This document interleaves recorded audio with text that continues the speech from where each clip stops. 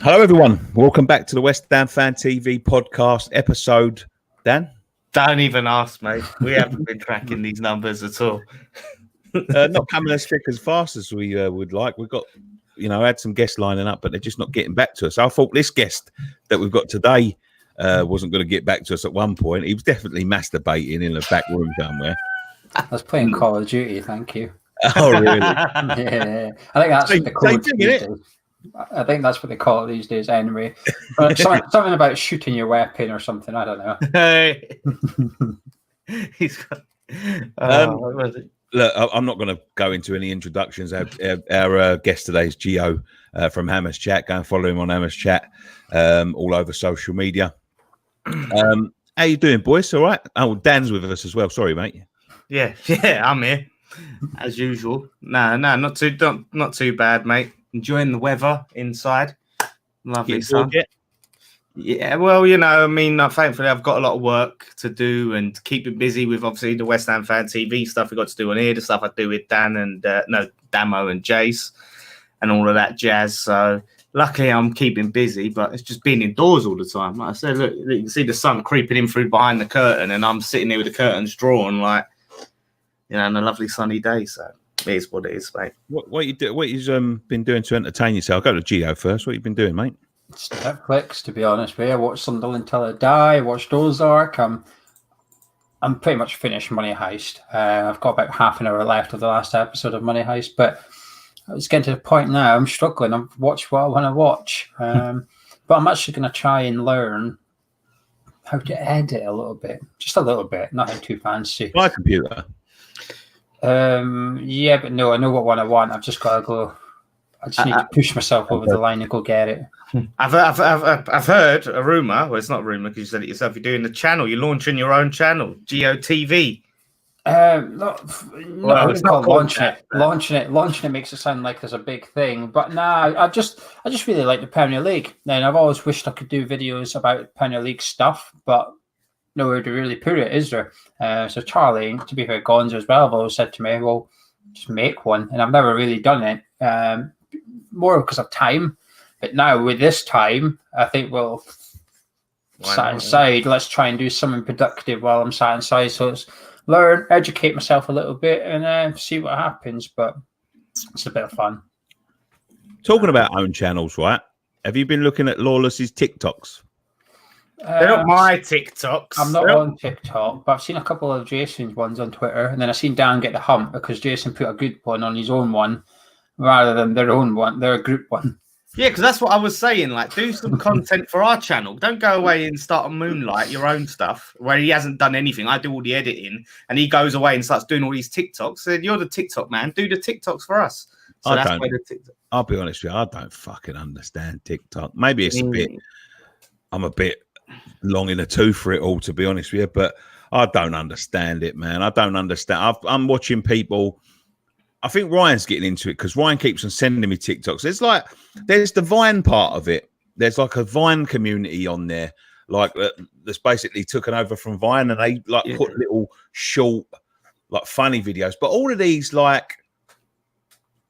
ones where there's just a person sitting there dubbing over a fucking movie quote and doing it. And I'm just thinking to myself, what the fuck is the point in that? Do you know? Well, what I that mean? was what that footballer did. What's his name? The Chelsea one. He did it from that Brooklyn Nine-Nine show. He dubbed it, and he done it quite well, actually. But what's the fucking point? I don't know. That's like me fucking getting a guitar out and then putting Iron Maiden on and then going, oh, look at me. And you're not doing anything. You know what I mean? It's fucking ridiculous. I think it's ridiculous. No, but that's a big thing because they've got that. What's that fucking show in America? Lip Sync Battle or something. It's really popular, and they get the celebrities. That's for music. I can lip syncing. I can understand if you was going out there to do fucking lip syncing to a band or something, because it takes talent to be a front man. Trust me, and But to dub over a fucking show, and what the fuck are you doing? Listen, we can talk about fucking TikTok all day. We need a West Ham Fan TV one, Nick. You get on there, mate. We don't. I can put it on there for for news and stuff. But fuck me, we struggle with the YouTube at times, especially during these times. Sometimes it's good to get in on the ground floor of these things, isn't it? Because like when Instagram, well, I mean, we was well behind on the Instagram stuff, weren't we? Like, well behind. So maybe it's going to be the next big thing, man. I just bought a new game. Oh yeah, I was just telling Gio. What's that? What'd you get? Jedi Fallen Order. Yeah, that's good. That's a good one. It's fucking terrible. What? Piss terrible off. Game. Leave that. What do you mean? Story's good. Yeah. Voice acting's good. Art's good. Confusing as fuck, to be quite honest with you. And like, I like a linear game. Yeah. And like, the thing I don't like about it, the thing that's putting me off about it, right? It's a good game and it's a good story. Now, I don't like games where there's like all fucking different paths to take, and you have to find the right path. I don't like that for a start, right? And then when I finish a level, I want it finished. I don't want to go and have to trek back to the fucking ship. I swear on my life, I've done one of the levels earlier. Yeah, I've done the level in about an hour, and it took me another hour to find out how to get back to the fucking ship. It's ridiculous. Things like that. I like that. I don't know if you've played it, Joe. If you've played any, have you ever played any Zelda games or anything like that? Yeah. In your time. No, I mean you are. Yeah, it's like that. No. I don't know Gio's background with games and what he's played. Got a gun in it, Gio ain't down with it. Yeah, Gio's a gunman, is he? I'm not a gamer. I'm not a gamer, no. Oh, so really, Call of Duty really was a euphemism then? Okay. Wait, no, I've got FIFA and Call of Duty, and that's it. Oh, you're one of them ones, eh? One of them. He plays his FIFA and Call of Duty, and that's it. The bog standard. That's it. Yeah, nothing fancy. Sorry. FIFA's gone crap. Honestly, really crap now. I've really gone off of FIFA. That's why, like, we started doing the FIFA videos again. And then the new FIFA came out, and well, one, I didn't have the funds at the time, but I just don't enjoy playing FIFA anymore. I used to. It's just the game is crap now. Well, I've seen a lot of people say the same thing. Get used to it, mate, because that might be the only fucking form of entertainment we've got over the next 6 months. So get used to it. Let's get our guest in and start talking about our guest, Gio. Yes. For those of you that don't know, you're from a little place in Scotland called Aberdeen. I wouldn't say it's little, but I'm from Aberdeen. Yeah, he's from Aberdeen. How the fuck do you support West Ham? My dad made me. It's simple as that, really. Is he a Scotsman? Yeah, he is. Yeah. How the fuck does he support him then? I don't know. I've never asked him. There's only two reasons I can think of. One, he's a bit of a glory hunter back in the 80s, and because he was made to support Aberdeen through his dad, my grandfather, and then sort of English football started to get big up here, and no one really had English teams. So his generation, I think, was possibly one of the first generations to pick an English team, if you like. And back then, you literally had to pick a team for a particular reason. And we had Ray Stewart and Frank McAvenny in our team. We were playing pretty well. And when my dad was younger, he liked to fight. He was in the he was in the Aberdeen skinheads and that. So with the West Ham's, that part probably interested him a little bit. So he picked up West Ham. So when I was born, I was very much Aberdeen and West Ham. You know, I have 3 rules of childhood: do well at school, be nice to your mum, support West Ham. I will clarify for some of the viewers that may not know, skinheads aren't exactly the same skinheads as like the racist skinheads and the National Front. There's skinheads that are not. It was a movement, and they'd listen to like ska music and stuff. It was like fashion, wasn't it? Yeah. Like every group back then had their own trend, and that was one of them.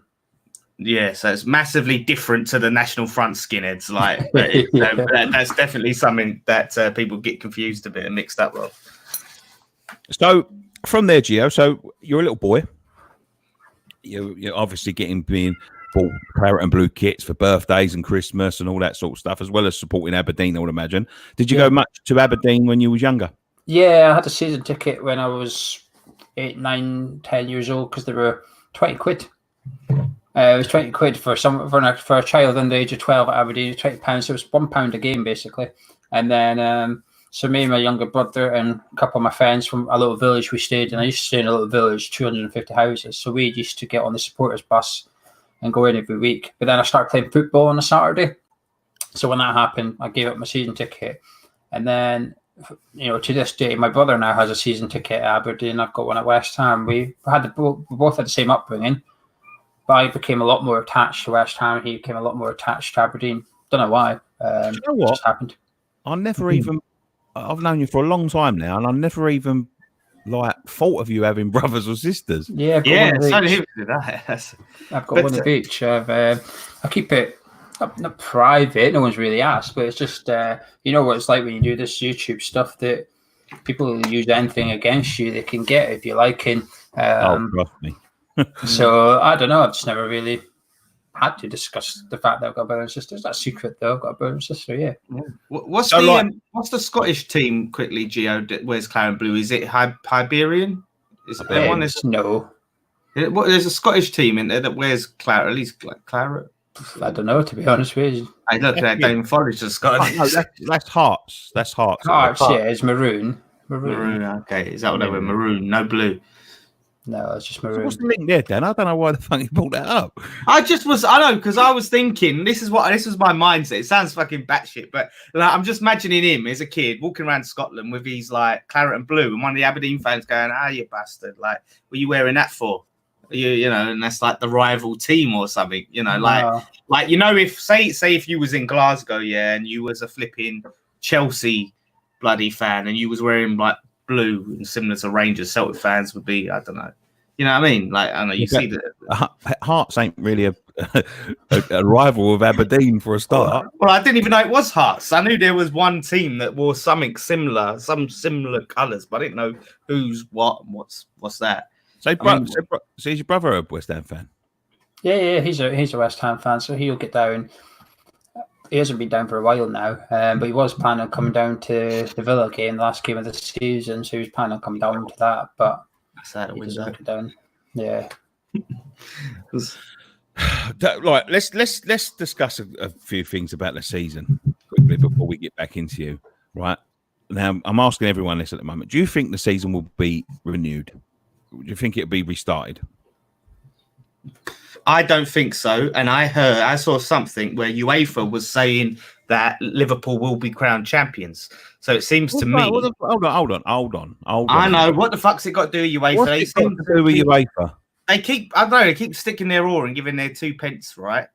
And they've obviously got some sort of stake in it because they keep opening their mouth, didn't they? Like, they've got some sort of say, must have. There's got to be something, isn't it? But they've just. I think it will.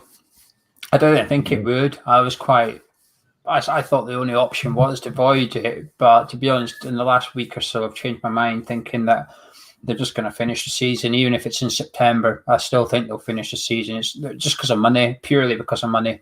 I think it's if BT and Sky would turn around and say, if you've null and void the season, we don't want a refund, I think then it'll get null and voided. But until the TV broadcasters do that, I think this season's getting finished. They can't afford to give up the 45 million a club. That's how much they've got to give up. You just can't afford it. It's a lot of money. I know people think Premier League clubs are rich, and they are, but they're not necessarily cash rich. They don't necessarily have the money sitting in the bank. We've seen it with West Ham. 180 come in, 170 goes out the door again. You don't keep it. It's just the cash flow is constant. The expenditures massive at football clubs, and we've seen Burnley have come out and said, if this carries on till August, we're done. We don't have any, we're going to lose 50 million, and we're going to Burnley as well, apparently. Yeah, Bournemouth as well are struggling. Burnley have said we've got until August, and then we've got no money. That's mad. Could you imagine a club just going under because of this? But don't you think that sort of starts to highlight about the fact that something I was talking about the other day is, there's so many, not just football clubs, but businesses and people that are living way beyond their means. And it only takes what we had this for now, this lockdown, 3 weeks. Yeah. 3 weeks at the moment. And obviously it's put in businesses and football clubs under extreme pressure. But isn't it about time that, we've seen the likes of Bury go out of business this season, as you say, because of this virus. If something doesn't get done, if something doesn't get sorted by the time the football season has to restart again, and they have to null and void it. You've just told me there, Burnley have got to August. Bournemouth are in a similar position. Is it about time that we start to wind these in a little bit and say, look, you're way. I know that FFP is here and all of this sort of stuff, but if you've got 180 million quid coming through the door and you're spending 170 million quid of it, and you've got so many staff, isn't it about time that somebody started saying, "Come on now, let's sort this out a little bit," because the money's getting out of control. Yeah, see, you're right. It is. That's the thing of it, isn't it? It's where clubs are trying to compete and stay up and want to spend big money, and you do have to spend, but they're not. It's all based on reliant on the TV money, isn't it? But then But do you think we could get into a situation where, because of this situation, that there are things like wage caps brought in world football, like Italy, Spain, if you turn around and said you can pay no more than £100,000 a week or something in that thing, because you've got people like Alexis Sanchez on £600,000 a week. Yeah, 500 grand. Yeah, it could be, that could be funding fucking 50 staff for the year, if not more. Well, West Ham are finding the budget for that. Apparently, don't worry about that. We've got the money. I don't mind it too much. Get what you're saying, but the thing is, it's taken a global pandemic for this to happen. If this never happened, and this is a one-off in our lifetime, all these clubs would be fine. I say fine. They're still got to look after the purse strings, but they would still have 180 million coming in, 170 million going out, because they're basing everything on forecasts. And I think they were correct to assume they'd be getting their TV money. I can't blame any Premier League club for spending what was going to be coming in from the TV, because that's guaranteed income there. I think if you expect to sell 20% more season tickets and you spend the money, you don't make 20% more season tickets, then you can say, well, that was a bit of a stupid move, wasn't it? Because you can't guarantee that money. But this is guaranteed cash that they've gone and spent, and it's not been taken away yet. It's just on hold. It's just, well, you might not get it here. And it's a one-off situation. For the wage cap, I'm not sure. There's too much loopholes. All they'll do is, instead of paying Alexis Sanchez that much money, they'll give him the wage cap and give him £20 million sign-on fee instead and make it up that way. There's too much. But do you think the culture could change just because of what we've seen this week? Public attitude is changing. Clubs like Liverpool taking government money, then saying, "Oh no, actually, we won't take it because there was such an uproar." Clubs like Tottenham's still saying that they're going to, follow their staff, even though something I've found out today is that Joe Lewis, that owns Tottenham Hotspur, could pay his entire staff their entire year's wages for the rest of the year just by the money he puts in his private jet to fly around the world. Mad. That's mental. No, it is. It is. That a club like that would be, a man like that would be fucking considering taking public money. But no, it is. I mean, they're complete scumbag. He is, honestly. But no, I want to touch, because actually, Nicky, your point about the wage cap actually feeds into. I know what you were saying, Gio, about this being a once in a lifetime thing. But what we're seeing a lot now with the money in football, when clubs are getting relegated, they're being put in massive financial trouble now, like than we've never seen before. Like Aston Villa nearly went bust because they're trying to spend so much money to stay in the Premier League. When they get relegated, they're in the shit. I mean, we saw. You watched Sunderland, so that didn't you, Gio? And you see that when Sunderland got relegated, they had all these players on big money contracts for like 5-year deals. Rodwell was one. Yeah, Rodwell. He never fucking. I ain't even seen Sunderland until I died, but I know the Rodwell story. He never left, did he, until his contract was up? That's it. And they're below and they're just sitting it out. And then they get relegated again. And then they've got still got players on like Premier League wages. So because of this, it's like they're spending money, putting these big long-term deals, because the only way to get these players to sign you is to get a long-term deal on big money. And then it backfires. They get relegated. And then it really puts them in the shit.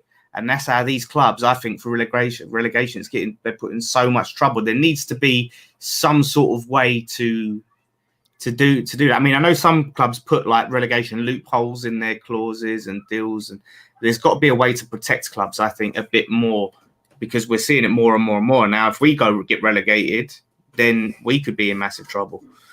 I think we will be in massive trouble, if I'm quite honest with you. I think we'd have been in massive trouble without all of this. Anyway, because of just the way that the club's been run for the last you know, I dare say 10 years, but you know, at this moment in time, it doesn't feel right to be talking about that. To be quite honest with you, it doesn't feel right to be talking about the shortcomings of our board and all of that sort of thing during a time of mass panic. You know, we've got people in hospital, people dying, and you know, football is on the back burner. I know we're doing a football podcast sort of thing. But it is really not important whatsoever, you know. I did a rare video bigging them up in a way, and I mean, it went down well with some and not with others. They deserve it for taking that decision. I think they deserve it when there's massive strain on, you know, small businesses and medium-sized businesses. They've got to take, you know, they've got to take some credit. Yeah. I'm one of the first to, you know, to slag them off when it deserves, but. You know, turning around straight up because it was done straight away. It wasn't like it was, you know, they waited till the fallout to Liverpool. They basically come out straight away when, you know, that decision was made and said, no, we're going to be paying all of our staff. People said to me, oh, it's a PR stunt. And it's like, well, look, they just want the good PR. If they want the good PR, let them have it. Because when they do stupid things and the wrong things, they get bad PR. So then they learn, you want good PR, do good things. You want bad PR, do bad things. That's how it's supposed to work. So the big final result is they've done the right thing. So let's let them have the good PR, and then maybe they'll want to do the good right thing more often. She's saying she's taking a wage cut. It's fair play. It doesn't override all the bad they've done, and it's just a case of good job, you know. But it doesn't. We're not like saying like we're bored in now. It's just a case of just. I'm just saying, highlight it. Well done, good. Gio, what was your thoughts on it, mate? On that, on the situation? On the board thing. Yeah.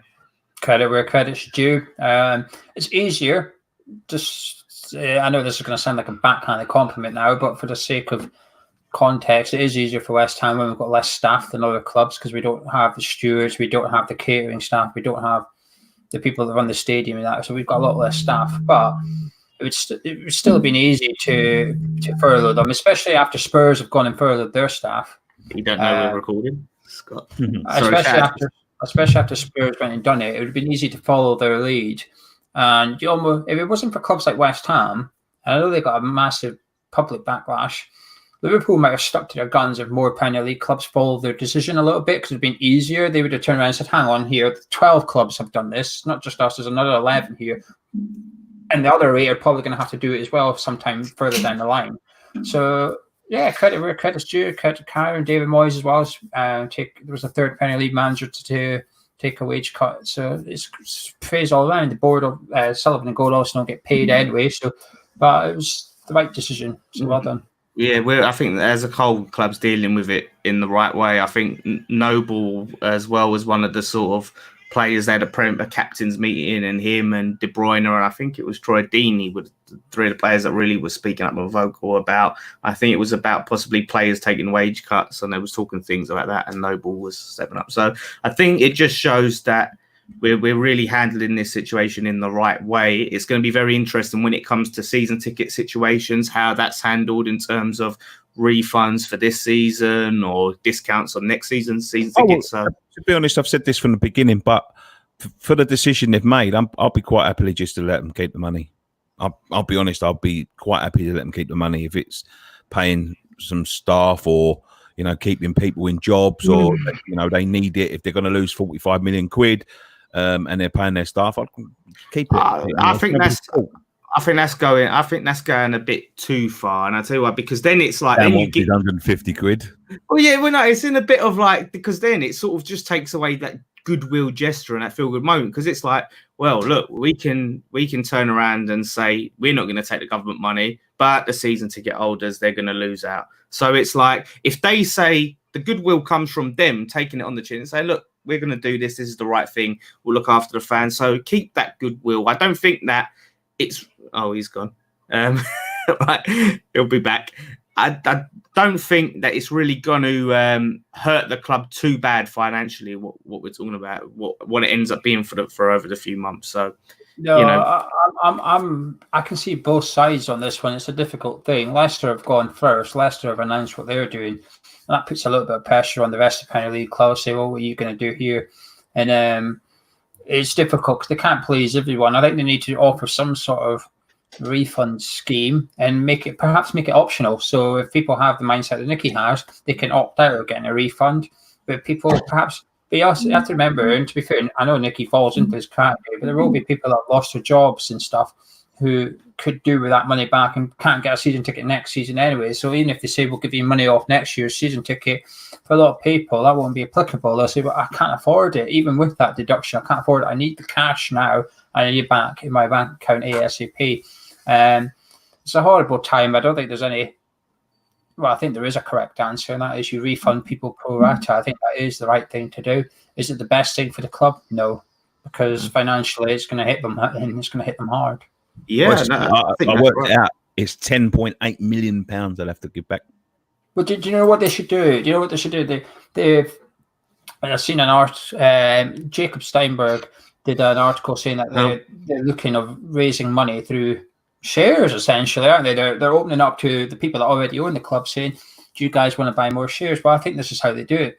Anyone that's owed a refund, maybe you get a 0.001% stake in the club or something, whatever it works out at, and then they can keep that 10 million, and that is the fans then collectively own whatever percent it is, and that's it. We don't get our money back. Granted, they don't get any cash, but they don't have to pay anything out and stuff, and we all get almost a pointless part of the club, but the fans will own 0.5% of West Ham United or whatever. The season tickets will. Yeah, I think there's definitely ways to do it, but I think if they was definitely going to say we're not doing refunds because we've now opted out of the government scheme, the time to say that was when they opted out, and not wait like a few months and go, oh, by the way, remember that thing you all praised us for and said we did a good job for, by the way, because of that. Yeah, I know what you're saying there, because if they then turn around and say we're not refunding you the money, then everyone's going to turn around and go, actually, you've paid your staff without money. Then is that true? Yeah. And it is a little bit, but at the minute, what is in a grey area? Do you know what I mean? Everything is, yeah. Football and in life, to be quite honest with you. Let's talk about Hammers Chat a little bit before we go on to more West Ham stuff. I think we've all heard the stories now about the forum and about 2 episodes ago we had Gonzo on. Yeah. So but let's go a little bit deeper into it. How's your Patreon going? Because I know you launched a Patreon like us recently. Yeah, better than we thought. It's sort of plateaued recently, and even before all this started happening, after you got a flurry of sign-ups in the first 3 weeks, and it sort of plateaued a bit, which is a little bit disappointing. To be honest, I expected a steady increase, but at the same time, it doesn't mean we're any less grateful at that. We exceeded expectations originally. So the overall sum is probably more than what we hoped for. It's just the way the sign-ups have come is a bit different, but it's been good. It means we can do stuff. You guys know what it's like when you want to do something, but it comes with a budget, and even if it's just 50 quid, someone's still got to pay for it somewhere. So it now means that we've got a little bit of money where we can start to do things, I guess. I wouldn't be able to even look at getting a new computer without the Patreon, for example. So that's allowed me to potentially get a new computer, which can allow me to learn to edit, and then hopefully in the long term there'll be new content, or I'll be able to help Charlie edit, because Charlie's the editor at the minute. And if I can just do the basic stuff before I give it to him, and he adds all the Philly bits to it or something, I don't know. But it's allowed us to have opportunities, which is good. What does it do for a channel like Hammers Chat to have that budget to? It's massive. It really is. Like, there's a number. People put in a certain amount, and we get a certain amount out every month and stuff. But in terms of what it allows, I don't think the number can translate to that. It's difficult to explain, I think, but it's just it just makes a complete different relief. Like when we do our fan cams on the boats, we use the phone, and then Charlie holds it, and anyone that's had to hold the phone up in front of them for more than 5-10 minutes know your arms get sore and tired very quickly, actually. Dan and Scott and Ryan will attest to that, I'm sure. Yeah, so you need some sort of pod. And 6 months ago, no chance. You look at it, I mean, if it's or a gym membership. Yeah. But even £50, you kind of got not a chance. But now you think actually we can probably get one of those for you now, Charlie. Here you go. So it just makes life a little bit easier, makes life a little bit better. And I'm not going to lie, it's pretty motivational to do videos, because especially when you do a video for Patreon, and this is what I find. I've actually found this difficult to come to terms with. So when you create the content, you want to get as much views as possible. Anyone that says they don't lying, right? Okay, you want to get as much views. And sometimes we'll do a video and I'll get disheartened. I'll look at the views, I think, oh, I thought I might have got a bit more than that. And it's demotivating. So when you do a video, when you put the patrons, you have to get into the mindset, the most views you're going to get on that video is 50. That's like the absolute most views you're going to get. Every single person watches it that can, you're going to get 50 views. Now, if it wasn't the patrons, I wouldn't bother. You know, if I was just putting it out there into the World Wide Web and then see what happens and there was 50 views, I'd give up tomorrow. I would not bother making a second one. But because it's your patrons, for some take note. Yeah, your mindset changes completely though, because it might only be 50 on paper, but it's 50 people that have backed you, not just with support and views, but with their own pocket as well. And actually, it doesn't matter how much views you get for your patrons, it's a completely different motivational thing. So when you chuck out there willy-nilly, it's all about the views, but on the other side of it, it's sort of about interacting with people that you get to know. I also find, because obviously we've launched the Patreon and we've got about 60 members now. So it's growing along pretty nicely. But as you say, it's, the people that are backing you. And look, this is no knock on YouTube and the people that watch us on YouTube, because I love everybody. I love, when we first started this channel, I thought we was going to get 10 views and it would be our family watching. So, I'm thankful for everyone. But, there's a real sense of community there. And I'll tell you why it's important in a minute, because I've had a little bit of grief this week. But the sense of community on the Patreon, we've got a nice little WhatsApp group coming along. I know the boys have got to join it yet. We've got to send out some SIM cards to them because I've got the SIM cards.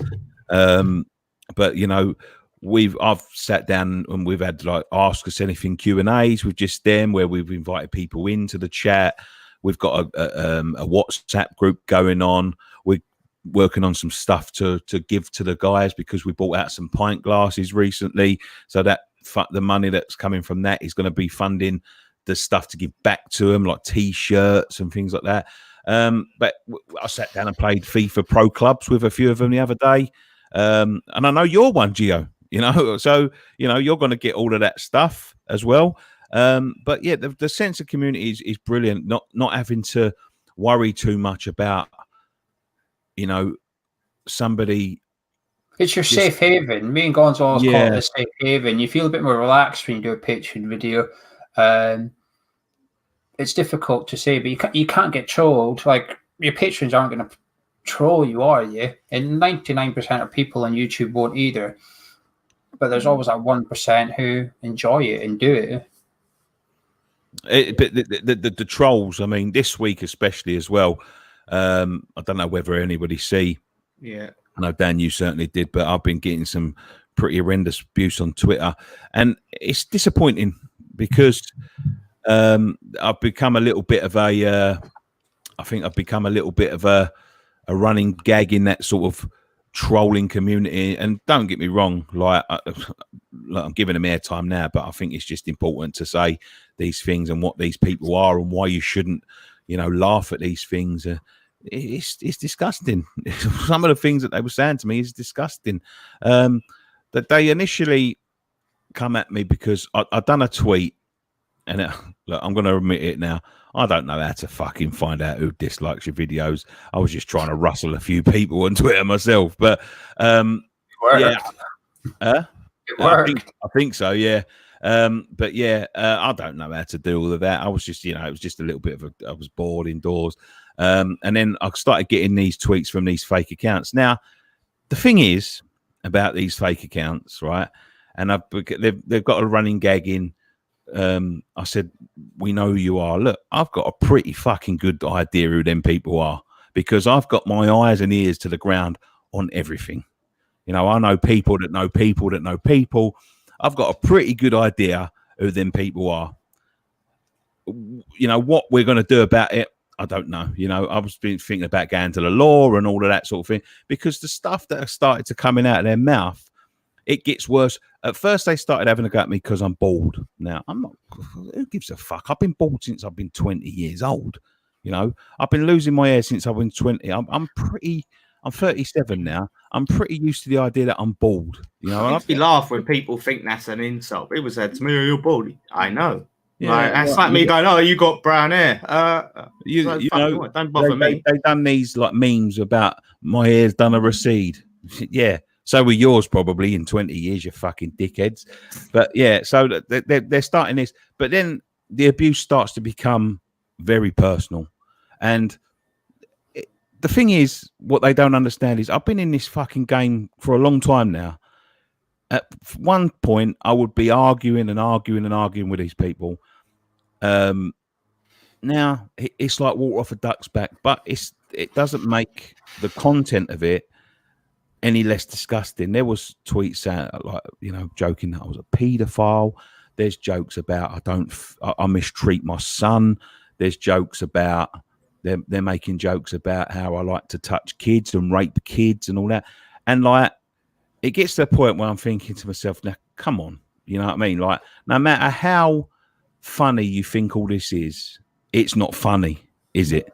You know what I mean? Like, you're you know, it rolls off my back, but it's not funny. Like, you're entertaining basically yourself, and everybody else thinks you're disgusting, and you're you know, and the mindset of these people, the real life people, that, believe me, I've got a good idea. I've got a good idea who they are.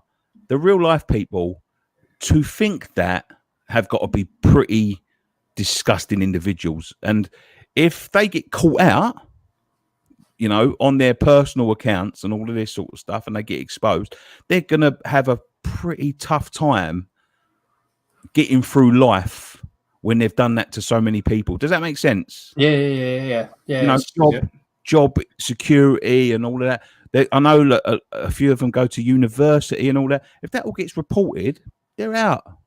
They're out of all of that. You know what I mean? And if my suspicions are correct and they are the right people, I'll go down that route, because they're making a lot of people's life miserable. No, that's it. They don't deserve it. They're talking about like other people's children in sexual way, and people's nieces and daughters. Yeah, I didn't even mention that. Yeah, about, you know, they were saying about rumours that I'd slept with Baz Cox's niece, who's 12, I think 13. It's like, you know, it's vile. It's a vile mindset, and it's all for this like little entertainment. Nobody's liking it except for themselves. Yeah, it's literally for their own entertainment. And it's going to come to an end very soon, I'm sure. Yeah, that's it. Too right, mate. But that's the thing. Like, experience with that sort of thing, boys. Like, do you have anything that deep? Anyway, I mean, I remember like early on, like, you know, like my early days using Twitter, I got roped into like battling football Twitter. You know, like football Twitter. Like the ones with all the cat, and then like I pretty much learned like you can't fucking row when you've got your name and face on your profile picture, and they're hiding behind these faceless accounts. You just can't get into it. You're at such a disadvantage. So like, oh yeah, I was getting like all these Liverpool football Twitter ones were just fucking, you know, on my case. So I was like, I learned from that day. Them ones, I think some of them, I don't know, the ones that you're talking, I know them because they've been around for a while. They haven't really given me any shit, but I have witnessed it a lot of other people, and so far I haven't had it too bad, but little bits and pieces. What about you, Gia? The only thing I've really had, I don't read comments much on our own videos now, because in the early days, I say you get abused. Sometimes you get abused, but now and again you just get a comment like, I don't like that guy's opinions, and that got to me when you first started videos. Like, what have I said wrong? Like, so I just stopped reading opinions. But the only one that's really got to me ever is actually, there's two. There's one. Was whenever Charlie gets a bit of a knocking. I don't like it when Charlie gets it, because when I first met Charlie, he had really bad anxiety. Like, he used to shake a lot and stuff. And today, he's done really well, and like he's even back then when he had it, he used to still go to like real sociable areas. And I first noticed it in the Queens, like before a West Ham game. He was proper like shaking, and I was like, bloody hell, this guy all right and stuff. So to see him come so far, and then for people to come on and comment about him, I think, fuck off. You don't know what this guy's gone through and trying to build his confidence up, and you're just knocking him down. But for me personally, it's my hearing. Like I'm deaf and I wear hearing aids, and before people knew that, I used to get a comment now and again on the new videos, be like, is this guy a Hmong or is he deaf? And I'd be like, well, it's clearly someone I know, because you obviously clearly know I have hearing aids and you can't see them. So you know I have them, and I think I know who it was. I'm pretty certain I know who it was. I just can't ever prove it. But I got fed up in it, and I thought I don't really want to prove it, because that sort of means a bit of time and effort on my part. I can't even be arsed doing that, to be honest. I try and avoid controversy. I'm not a very argumentative person. I don't like arguing with people. I don't like any sort of controversy with people. I'm trying to avoid all that sort of stuff. But that's the only time when people, I just find, like, come at me for my opinion and stuff. I don't mind that, because that's my opinion. I choose to think that. I choose to think that way. But when you come at someone for like my hearing, I think it's not like I chose to be deaf, is it? Like, and actually, I almost never bothered with YouTube originally because I'm hard of hearing. I thought, what happens if I can't hear someone? What happens if I can't understand someone? Because I struggle more with people with certain accents and stuff. I just can't pick up on it very well. So I thought, what happens if, like, Gonzo has that accent before I even spoke to him? I thought, what happens if I can't even understand the guy I'm doing videos with? Yeah, so it almost put me off, but I went for it. And then when people come at you, you just think, oh, fuck off. Like, honestly, it just... Let's put that into context as well, Charlie. I mean, I know Dan's worked with Charlie a few times on some projects in the past, and I've obviously known Charlie. I think Charlie came to the Emirates. You were outside the it was like the early days. Yeah. Like, we was only gone for a couple of months, I think. And we was at the Emirates one day. We was live streaming from the Emirates. He run round from his house to come and to say hello. And like since then, Charlie's become a very good friend of mine. And like anyone that wants to have a go at Charlie, I mean, he's the nicest, sweetest person, the most like pure-hearted person. He's got no bad words to say about anybody. And for anyone to have a go at him, I find that baffling. Yeah, it's as I say, the nature of the beast. Like, it's just one of those things. If you're, I think that's one of the things he got called. I thought that was his nickname. I thought he called himself the Beast, because I used to see it all the time, like the Beast is on or something, like on Twitter. Like I thought he adopted it or something, didn't he? What did I used to call him? I used to call him Hagrid, I think. Yeah, something like that. He doesn't mind it. Like, he doesn't mind it. He does, like, from he doesn't mind it. He can have a joke, but it's when strangers start getting really personal, and you think, well, you don't know him though, do you? Like, I don't mind if my friends make a joke about my hard of hearing, because I know it is a joke, but there's a big difference between a joke and a dick. And that's the thing. And the thing is, it's just like, it's how YouTube operates. Like when we'd done the first FIFA video. So I had Jason for the first time, and like one of the comments was, he looks like Harvey Price, like, which is Harvey Price, which we laughed about it, like we laughed against each other, and I sort of used it to take the piss, and was like, look, so we laugh at the comments, but like, think about it, first time this geezer appears on YouTube, right? I think he'd done no, that was before the final. That was literally the first time he was on YouTube. Bang. Few comments like at slating his appearance. So if he wasn't like in that mindset that we're in, and we take the piss and we take banter and that, it could be a different story. But that just shows you, like, you don't even it could just be one time you're on it and people are just bang, like, people are hyper. I've noticed people on YouTube really hyper focus on little details as well, like the smallest little things. They can zoom in, and it's a mad thing. So if you can't deal with it, it's a hard situation. Sometimes there can be that one comment that just cuts right through, and you're like, you're right. There is always one thing. Everyone's got like their triggers, isn't it?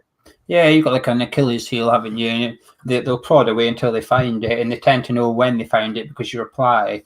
But the best thing I did was never to reply about the hard of hearing thing. I just ignored it. Actually, no, one of them one of them I did, and Charlie or Gonzo deleted it so that I never seen it, but I'd already seen it and replied. But my reply was really good. It's just something about hard of hearing or something.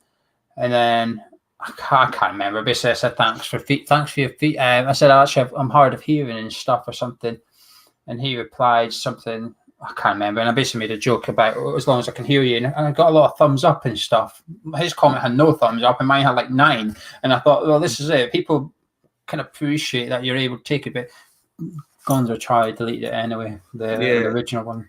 I've tried to make a habit of just really responding to the constructive comments and positive ones, even the ones that don't agree with me but are like just constructive or something like that. I'll reply to, even if it's criticizing maybe how I've done the video, presented it, but said, look, you need to speak up a bit or whatever. I'll be like, you know what, thanks, take that on board. Or if someone just don't like my opinion and said I disagree with you but it's constructive. Like there was one video when I did the Brady video, someone was like calling me a fool because of my opinion, this, that, and the other. And usually I would have been like, who do you think you are? Called me a fool, blah blah blah, but I just ignored it. Do you know what I mean? And just moved on. So it's them ones where it gets a bit personal. I try now to ignore those and actually give my time to the people in the comments that deserve it. Yeah, that was something we spoke about a little while back, isn't it? When I was getting into some pretty fucking heated rows myself, because the thing is about me is that I'm a bit of I wouldn't say a hothead, but I can sit there and argue a point all day long. You know what I mean? I can sit there fucking taking a pill. I can sit there, I can take it and I can give it. But the thing is, if it gets a bit personal and a little bit like feisty, I know that I can fucking throw my fists up as well. So, I'll sit there all day long and fucking tell anyone about themselves. You know what I mean? But we had a couple of words about a year ago now, Dan, wasn't it? About keep off of the fucking negativity. And I think that's at the moment especially, which is what I found so fucking, I wouldn't say hurtful, but I found so surprising about what's going on at the moment, and people would still be doing that when, like, let's be honest, like confidence and fucking and morale at the minute is on the floor across all parts of the country. So, to have to resort to that sort of shit to, get your kicks off, it just shows you what sort of people they are. And as I said before, I've got my ideas, mate, and they'll somebody's going to be having a word with them very soon, I'm sure. But it's funny, I was the worst for what you were saying about the getting into arguments and long back and forth. As you guys know, you guys have followed me for a while on Twitter. You two would know and have seen I've been involved in some long drawn out Twitter back and forths, and just never stopped. I think the most recent one was Gonzo. We've since made up and that, and it's all cool. But Twitter's just a different place. It's not like real life, and people, you can come across so differently, and things can come across so weird. You can get drawn in, and now I still enjoy a good debate with people when I try and keep it good-natured, but it's sometimes hard if people can take what you're saying in a different light. But I try not to. I mean, look, I had loads of these long arguments with Hammer and Talk, which was sort of well known. I think Canning Town Len made a video on it, and it was like, and then because you realize like when you're having these arguments, like you feel like you're in a bubble, but then it's like you don't realize that loads of people are seeing it, like, and it's so and you think how people might be perceiving it could be, and it's a funny one, but I try and avoid those now if I can. What's it like running a forum in that sort of context? Yeah. Truth be told, I've never had to. I've never really had anything to do. I say not anything to do with the forum. I've sort of, it's Gonzo's baby, so I've left it to him, and we've got moderators on there. Unfortunately, because of all that, I've never really had to do anything. If stuff needs done in terms of like the back end of it, then I'll get involved and do stuff like that and help get it how it looks and whatever. But in terms of moderating it, I've never really had to get involved too much, Nicky. It is difficult. There's trolls in that, but I find them easy to just brush off kind of thing. It's never really bothered me, to be honest with you. In all my years doing the forum and Hammers chat, which I know 5 years now, I've not banned one person. myself because I've never had to. It's just the way it's just the way. I don't want to say delegation, but it's just Gonzo's baby, I guess, and I've just left it to them, and it runs itself and runs well. I've heard some like really scary stories about forums and stuff, and that's actually something that's put me off of being a forum runner myself. We've got our website back, which we're about to. I think we're going to launch it at the beginning of the next season. So we're going to be looking for writers and things like that. But there will be no forum, and that's just because, I think if you want to join some sort of community, you can join the Patreon, which we will put you in touch with a good community. And that's just basically because of the horror stories I've heard from a friend of mine who runs a very, very popular other teams forum.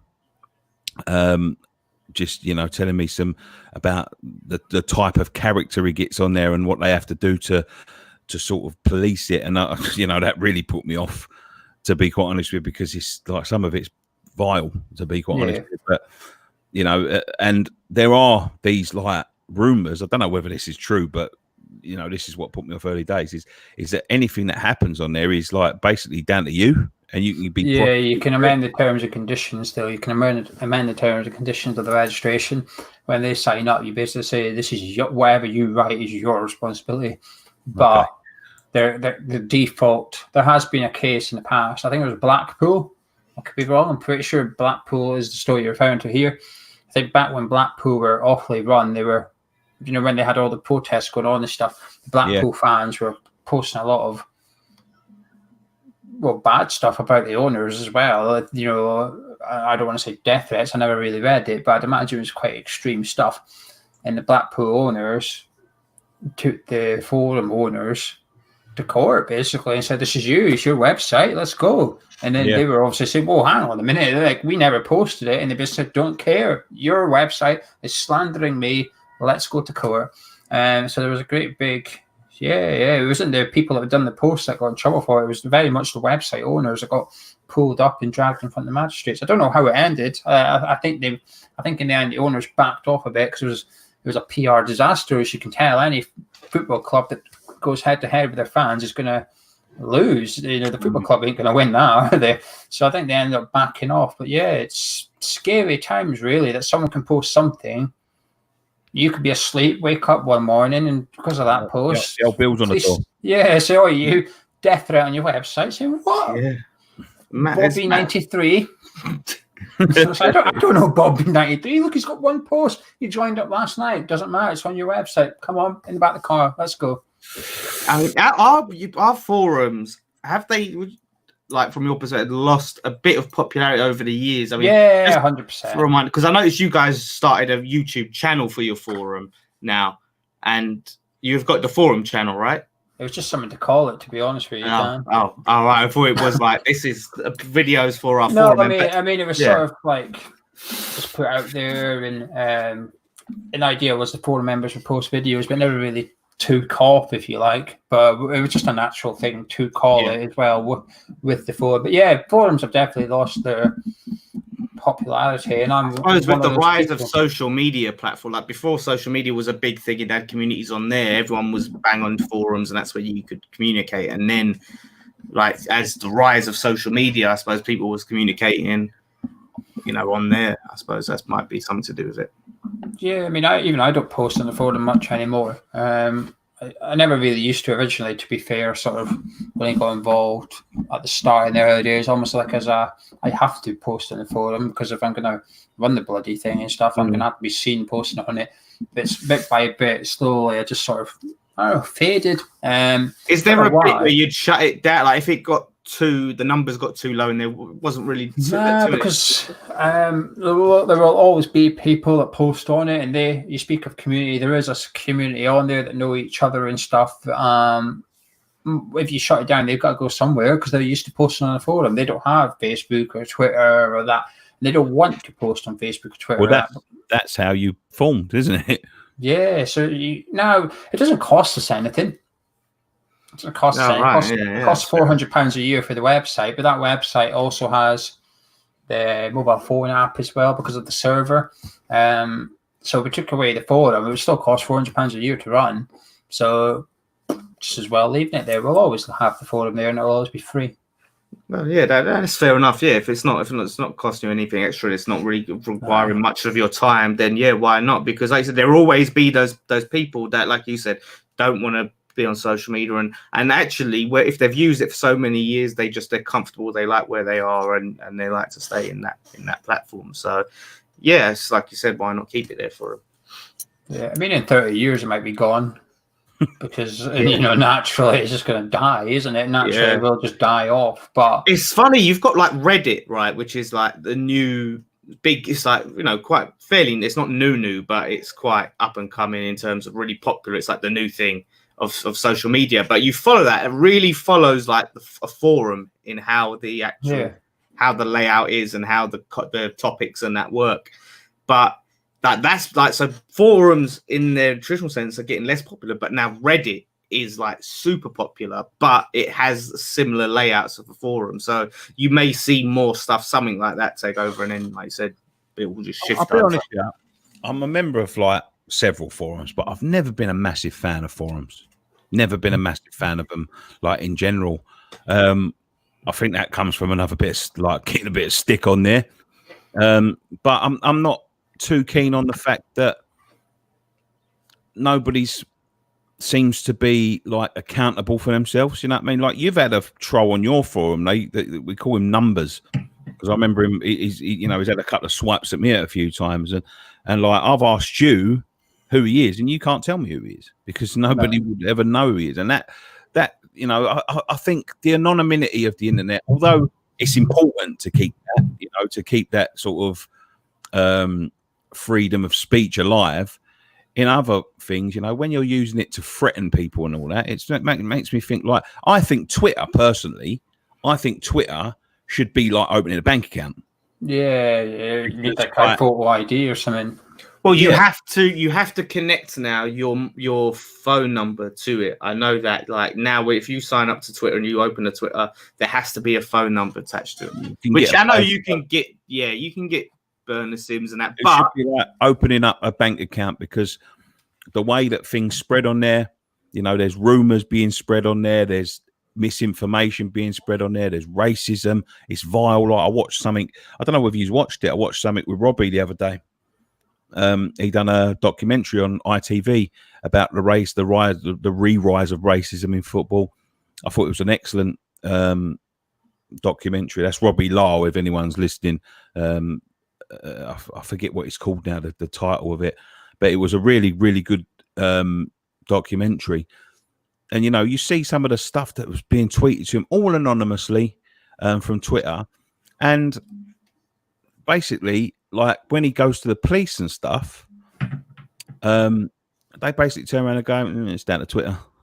And it's not like, you know, it's for me, Twitter don't do enough. But if you go to Twitter, they say, well, we need something from the police to tell us, right, is the I think it's too much of an easy out. Whereas, like, if you was, look, you can have a fake Avi, you can have a fake, you know, photo or you know, name or whatever. But if you say something out of context, there should be something there that turns around and go, right, that is so and so, that is, he lives at so and so. Get round his house and tell him to fucking stop it. Like, do you know what I mean? Like, that's what I think anyway. If I was to fucking start like laundering money for a bank account, they'd know exactly who I was. Yeah, you know what I mean? So the thing is, I think in the short term, I think that's definitely what they need to do more. In the short term, all we can do is starve these people of what they want, and that's the tension, the bites, or the nibbles, or whatever they fucking call it. Is if you ignore them, block, ignore, they get very bored because they want that. That's like the situation with you, Nick. Like, obviously, they've had their back and forth with you, and they're all saying to each other, look what he's saying, look what I said to him, and look what he said back.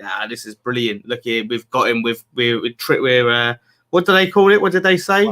Rustled. We've rustled him. Look at that. We've won. Like, and then as soon as they don't get that, like, they're not getting any attention. It's like, what's the point? Like, they've got to find another way to entertain themselves.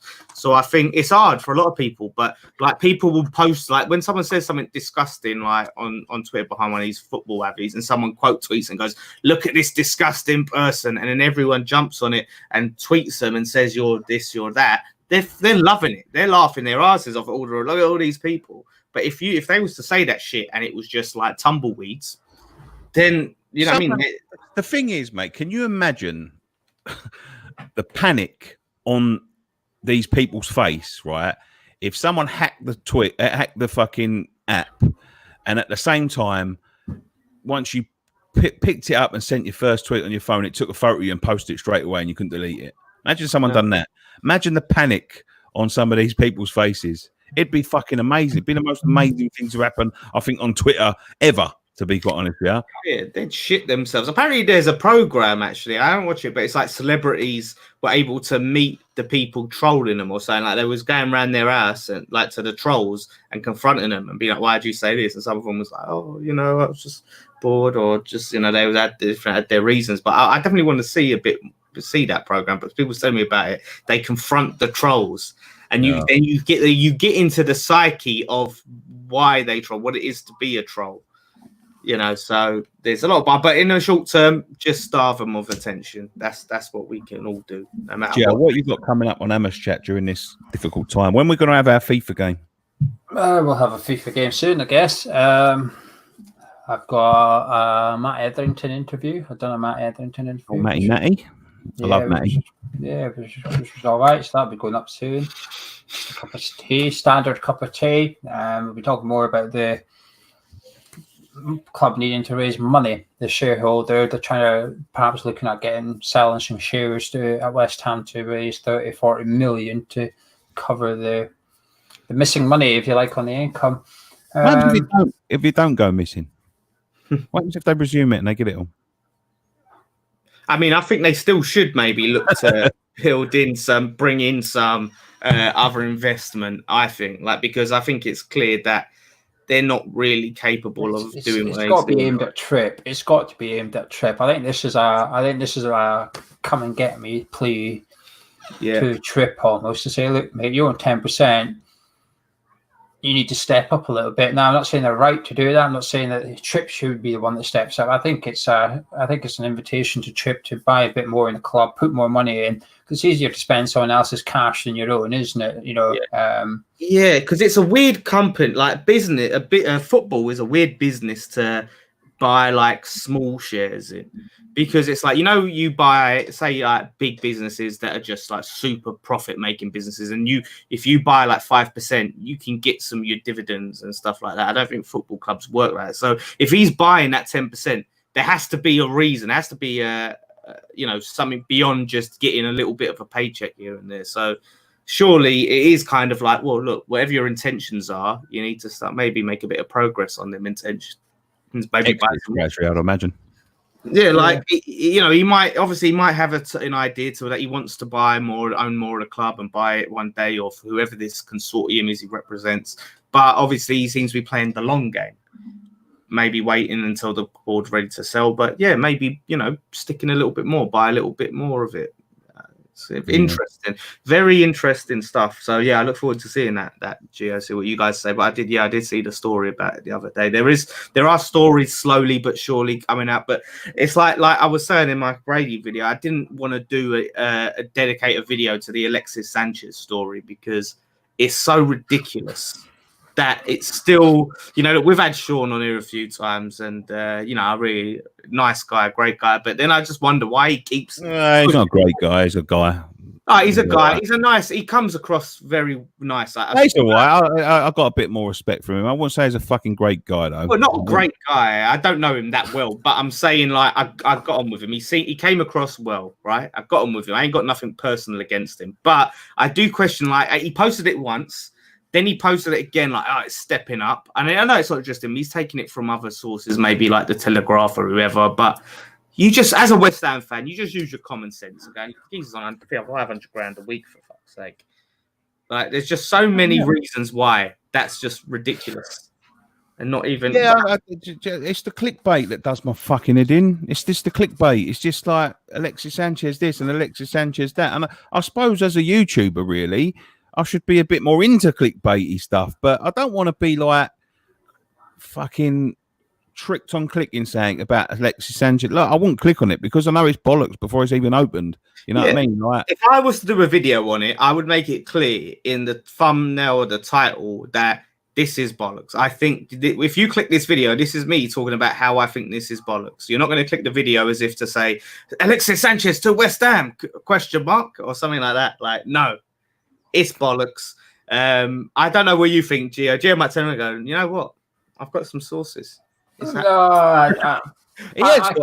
has got some sources. I know you've got some sources. I don't agree with what Sean does, but I think he is a nice guy. I don't have anything against him personally. I just don't agree with what he does. I do actually think he's a nice guy. So.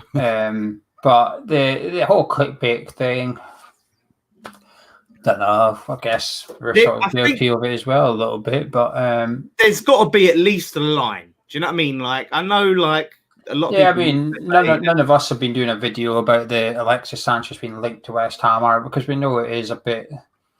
Even Deal being linked away for like 80 million or whatever, we know it's a bit like no one's spending money. Let's get realistic here. But they've got a job. Their job is to generate clicks for their website, which drives income and revenue for the website and so on and so forth. So he's just doing what his job is, I guess. And in the summer when the transfer window is open, if this link was to appear again, it may very well be in one of our videos. Yes, we would be dismissing it, saying there's no chance of this. But where do you draw the line? Okay, we're saying we won't do Alexis Sanchez, but will we do someone on 100 grand a week? Do we do someone on 80 grand a week? And at some point, we're going to say, yes, we will. So where's the line here? You're right. It might be different if it was during the transfer. I mean, when I do a transfer video, I'm usually sort of grouping in a few unless there's only one story. But it may be something that comes up, but not in the sense of, like, I wouldn't do it, like I said, to bait people into going like, oh, he's going to talk about potential, like Alexis Sanchez could be joining. It's like, no, this is a story doing the rounds. This is my opinion on the story, bollocks. Yeah. And then go into a bit about the reasons why it's complete bollocks, which we all know. The money that he's on, the fact that, we're West Ham. Why would he come to West Ham? And also, I don't even see the value in Alexis Sanchez in 2020 anyway. But like someone said to me, but he's obviously going to take a pay cut. He'd take a pay cut. It's like, how much of a fucking pay cut is he going to realistically take? He was on half that money at Arsenal, and we ain't going to pay 250 grand. What are we really going to pay? This is what I wanted to ask us as well. What do you make of Jack Wilshere? Do you mean the fact that he absolutely crunched his missus in the park? Or? Well, we reword that because I used to crush a lot of birds in the park when I was younger.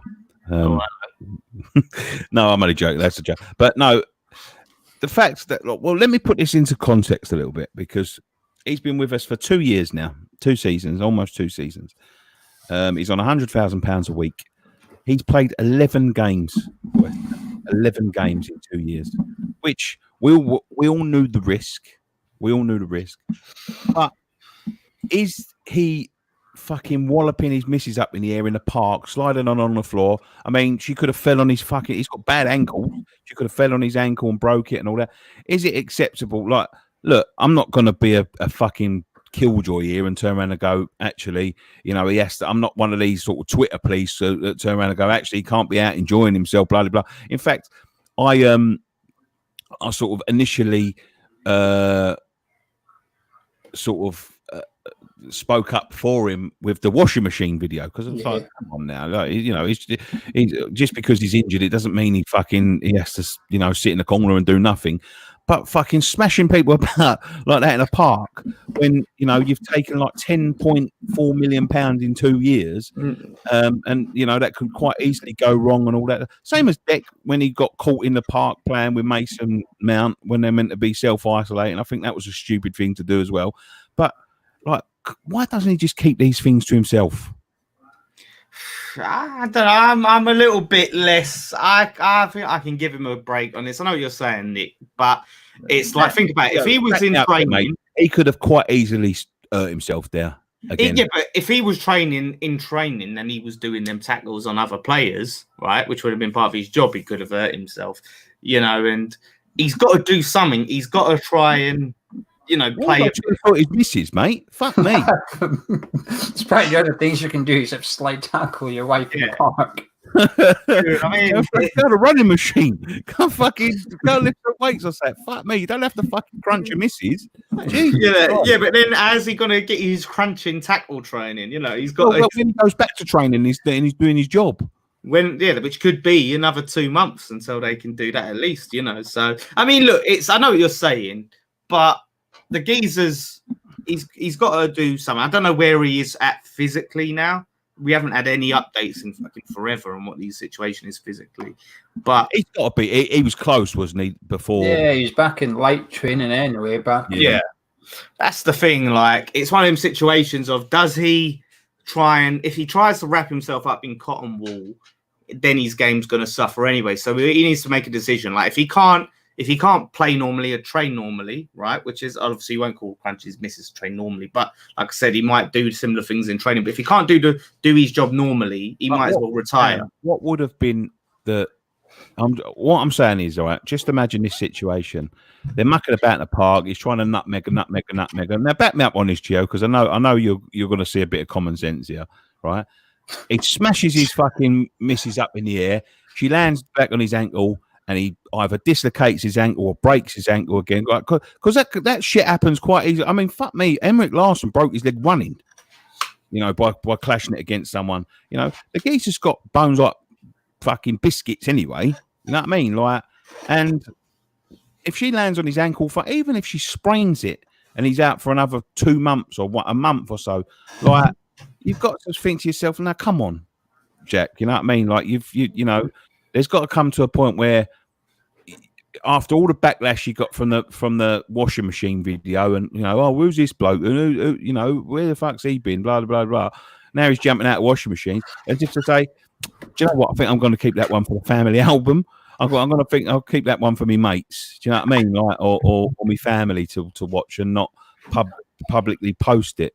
I think West Ham are asking for this content. I've just seen Fabianski training with his kid, and I think because the media team need content, right? I'm telling you, I think they're saying... Did the club put it out? I think they did. I think it was the club, wasn't it? I thought it was Jack's on Instagram.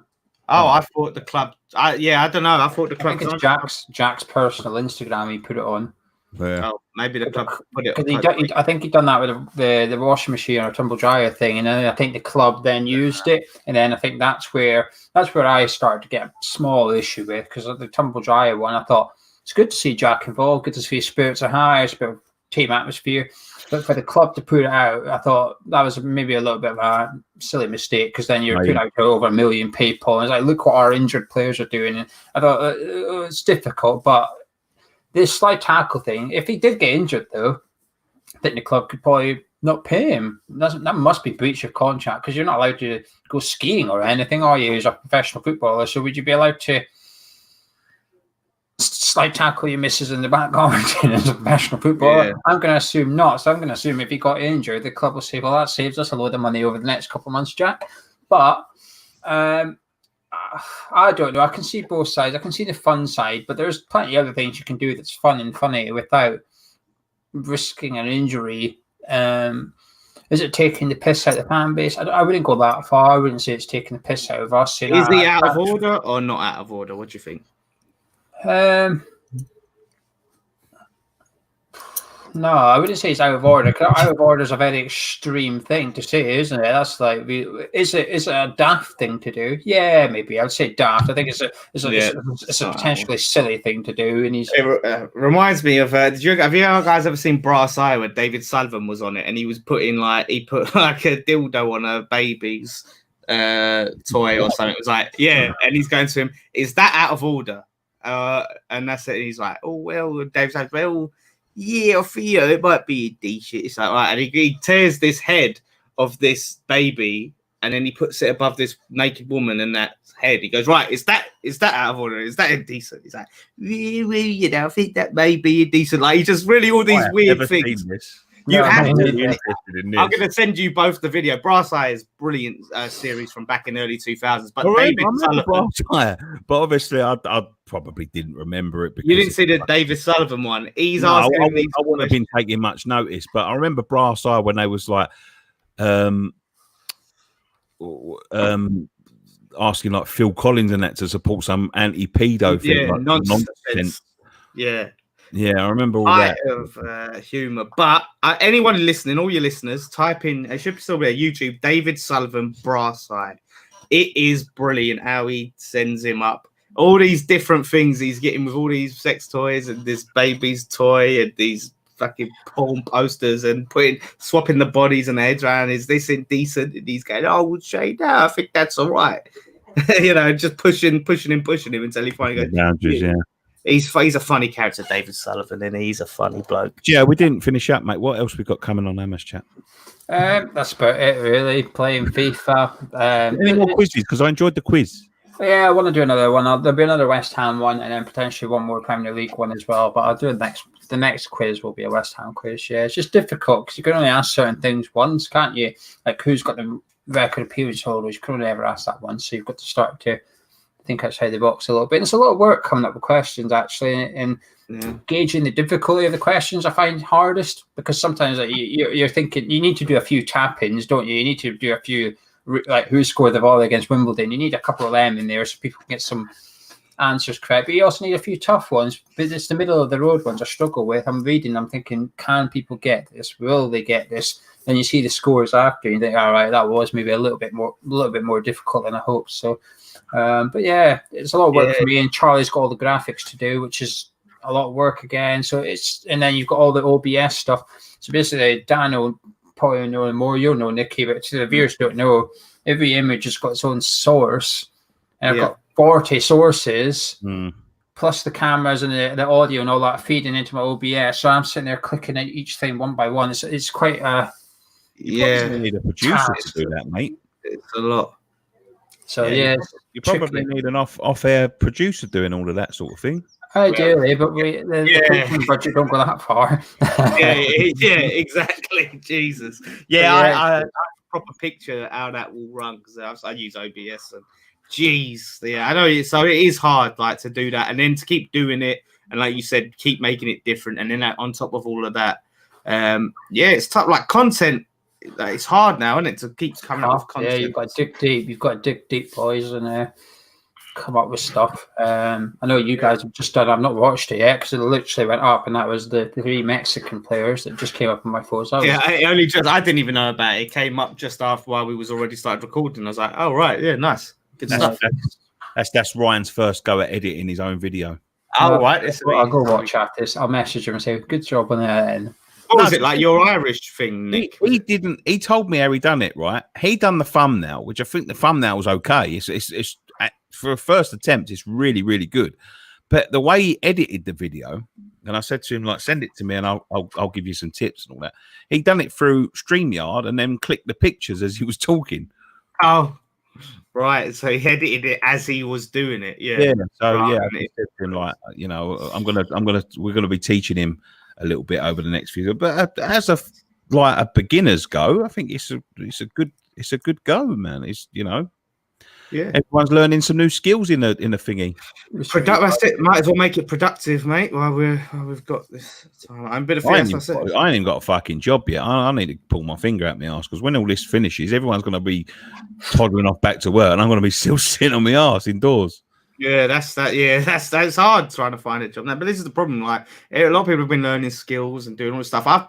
My work's not stopped, but I'm just working home, so I'm busier than ever, which has been a nightmare. So I haven't really had the chance to do those things of say, right, I'm going to dedicate some time to learn something new, which I would love to do because, you know what I mean? I love like learning new skills. All of my editing, everything is all self-taught. But yeah, at the moment with balancing my two different companies I work for, then West Ham Fan TV, and then doing stuff with Jace, then all the people that want me to be on their podcasts and stuff like that, the other podcasts that we're doing. It's like finding some time to learn. I've got to eat and sleep in between that, so find some time to learn After Effects or whatever else I want to do. It's hard, man, but I'll find some time eventually at some point. When will it all go back to normal? This is our final question. When will it all go back to normal, Gio? What regards football or life? Well, I think they're two different things because I think it's stagger, but football. I think behind closed doors will happen. I know they're trying for June, but I think that's maybe slightly optimistic. But I think behind closed doors will happen in the late summer, maybe, in terms of fans going back. Well, Greg Dyke has just said it may not be completed. The FA chairman has admitted that football may not be completed due to the crisis. I'm convinced it will, Dan. There's far too much money at stake here. There's just he's going to have every football club from Premier League right the way down need this season to finish for money. Yeah, he said, right. One second. Yeah, the FA have got a reserve for this. Remember that they've got billions and billions and billions of pounds in the bank.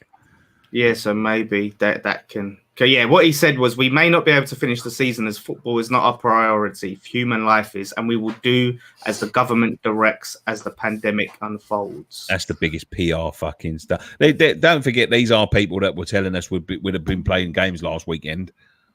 Yeah, you know yes. That's it. It's going to be interesting. Like the thing is, we won't. It's the not knowing that drives me bloody crazy. I want to know one way or another. I want to know who's going down, if anyone's going down, who's coming up. I want to know who's going to win the league. Bloody hell, Dan! I thought you were meaning you don't know when life's going to go back to normal. Then you said, "I want to know who's going down." But like I said, it's only that I can't go to the park and go outdoors. Like for me, I can just work from home and all of that stuff. And I know, like, obviously I've got empathy for everyone else and I do want things to go back to normal because I miss the bloody pub. But yeah, I do want to know when that is, but we're not going to know when that's the pandemic's going to be over because of the way it is. I think, and this is just predictions, like people might look back on these and say, you fucking fool. But I think it'll be the sort of peak will come in the next couple of weeks. Yeah, it will start to downgrade, and then as it downgrades, I think about June time we'll start being able to. We'll probably be back to work next month. I reckon May we'll be back to work, but then like June time it'll start be, back into sort of the swing of things, like everything's open again and all of that sort of stuff. There'll still be social distancing measures in place where possible, and then I think they'll still keep a ban on like gatherings between 500, under 500, and all of that sort of thing. And I think that will come in about September. I think that's a slightly you've gone for the optimistic approach there, and I can jump on board with that. I hope you're right. It all depends when the Illuminati decide they want to stop it. The Illuminati. That all. I don't believe in that, by the way. Before anyone slates me, I was just having a chat. That all depends on this season, because if this season doesn't get completed, and I don't think that time frame gives them a chance to complete it, because I think by September they're going to be having to start the next one. I don't think they'll do it behind closed doors. I think there'll just be too much of a uproar from players and fans and all that if they try and do that. I think this season's null and void, and I think we go again in September. That's my prediction. It'll be like there'll be no sort of things like gigs or concerts or anything like that up until about September, October time. But we'll start getting back to normal life in June. We'll be back to work again in the next sort of month's time. And then that fucking what am I, virology expert? I ain't got a fucking clue. They should get you on Sky News. Here we are. Yeah, they was asking fucking Kate Winslet her opinion on fucking stopping the coronavirus. What the fuck she know? She was in a film once where she played a patient. Nicky, I want to call you out on that, right? I want to call you out on what you said there, because I thought, and I know what you're saying, and I agree to an extent, but I thought that was a very informative video. And she was sort of saying, like, this is the training that I had from the geezers when I'd done the film, right? He said, look, wash your hands. Like it was, she put it, what I like, right, in all the information, they're all telling you all different things, but she put it simple language. Step 1, make sure you wash your hands. This is why you wash your hands. You've got these surfaces it clings to. It was there, like, it was an informative video. I know she's not like the fucking expert, but I thought that was a useful video. Look, I've got no problem with any celebrity. I've seen, like, I'm a massive fan of Liam Gallagher, like Gio, right? He's a fucking huge Liam Gallagher fan. And he's been putting things on his social media. Make sure you wash your hands. Make sure, he says it a bit more fucking crass than that, but he don't tell you why, does he? It's not hold on. I've got no problem with a celebrity using their status to fucking tell people to stay safe. You like, if people are coming on the telly, there you go. There's Johnny Depp telling you to stay safe. There's Bono. There's fucking Bono. Whoever, you know what I mean? Like telling you to. But when they're titling it, here's Kate Winslet. She's going to tell you how to fucking beat the coronavirus. She was in a film where, like, making it sound like that is the fucking relevant part of the information, because she was in a film once where she had a fucking virus. And I just tweeted out 2 things. I was like, here's Johnny Depp telling you what to do if you get caught in a hostage situation in Somalia. And there's fucking Ron Perlman on the do's and don'ts of satanic ritual in 2020. I bet you Tom Hanks will be able to tell you something about what to do if you get caught in a hostage situation in Somalia. I bet he had a little bit of training. I bet you Keanu Reeves will be able to teach you how to shoot someone from bloody 500 yards with an assault rifle. I bet he fucking can't. He can, because he's fucking trained. He trained with... So you go and watch the video. Tom Hanks has been in a fucking cat. You're talking about Captain Phillips. Keanu Reeves. You said Tom Hanks. He's been in Captain Phillips. He was not abducted by fucking pirates, Stan. I'm sorry, he wasn't. He might have had some training on a fucking desert island. He couldn't tell you what to do if your plane crashes in the middle of the Pacific, because he wasn't really fucking doing that. He probably had Bear Grylls like training. Like, why you were saying there was an hotel across the fucking road. Believe me, he wasn't there. They would have told him, drink your own piss if you run out of water. They would have said Why stuff would like they tell him? He wasn't fucking stranded. He was in a film. Have you looked at company? Believe me, when they cut, he didn't really have a toothache and have to pull it out with a rock, because that cut, and he went on have his catering, that had a catering trailer, and someone that's got fucking cold beer and cold water on tap. He could not tell you what the fuck to do in a hostage situation. Let Dan, would you play Santiago Munez up front for West Ham? Why? Because but what I'm saying is, he might know. He might be able to teach you a bit of football if you don't know. He played for Real Madrid. He played for Real Madrid in the film. Would you play him up for West Ham? No, because he's an actor. It doesn't mean that. No, but what I'm saying, like Keanu Reeves, right? He could teach you some martial arts because he learned it for a film. He could teach you how to shoot guns. He learned it for a film, right? What I'm saying is, computer though. But I don't know what if he had the training. But I'm saying she's Kate Winslet. Kate Winslet, I'm not saying she's solving the flipping thing. How can you have training for being a fucking patient? What do you mean? No, she's not for being a patient. She's talking about preventing, not getting the nastiness on you, right? Part of her training was to meet a scientist, yeah? The scientist has told her, given her this information. She said, well, this probably be useful to people, which I think it was. I know what you're saying about titling the video. That's the media. Media do that. She ain't done that. You can't get on Kate Winslet.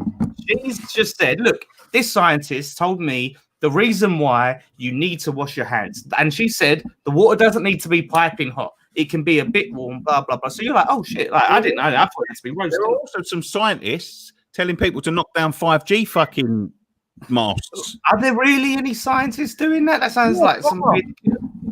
Really? Yeah, there are. So-called scientists telling everyone that 5G is going to kill us all. That sounds like some sort of conspiracy PR stunt to me. You know, my point still stays the same. I've got no problem with Kate Winslet telling me to wash my hands, but when she's starting to give me lectures because she was once in a film about viruses, it's beyond the point. She does know more. You got to admit, she knows more than you. How the fuck do you know that? She's fucking she trained under a scientist about contagions, about pandemics and how to control them. She would have done some research. At least. How do you know I ain't done research? I know you haven't. You've been playing Fallout 4. I haven't. Yeah, you touched what you know what you called an order. But well, anyway, yeah. Right, let's wrap it up there. All right. Thank you so much to our guest, Gio, for basically fucking listening to us argue for an hour and a half. Pleasure. Where do we find you, Gio? For anyone that doesn't know. Aberdeen. Hammers Chat. You can find us on YouTube, Twitter, hammerschat.com, our website. You'll find everything on the website. Yeah, Hammers Chat. Just Google it. And that's download, Patreon to support. Mugs. Have you got any more mugs left? No, sold out, and we can't get any more at the minute because of all the stuff that's going on. So, but once things are back to normal-ish, we'll be able to get more in. We've got more designs coming out, but until that happens, afraid not.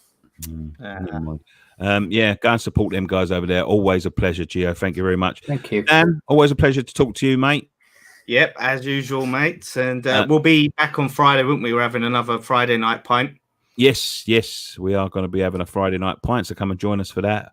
Over there, there's, as Gio just told us, there's a new video out on West Ham Fan TV. I'm just in the middle of editing our Football Manager series. Got off to a good start in that, so check that out. Probably some FIFA content over the next couple of days as well. Just keep up to date. Sorry to everyone for not having a brilliant stream of content coming out. It's the dead times at the minute, but it is what it is, guys. Before we go, because I was trained by a scientist once, I'm going to tell you to wash your hands, wash your face, stay safe, stay indoors, because I know all about all that stuff. Thanks, Kate. He doesn't. That's all right, mate. No problem. And we've got one thing left to say. Come on, you irons. Or up the hammers, wasn't it? Up the hammers. I can't remember.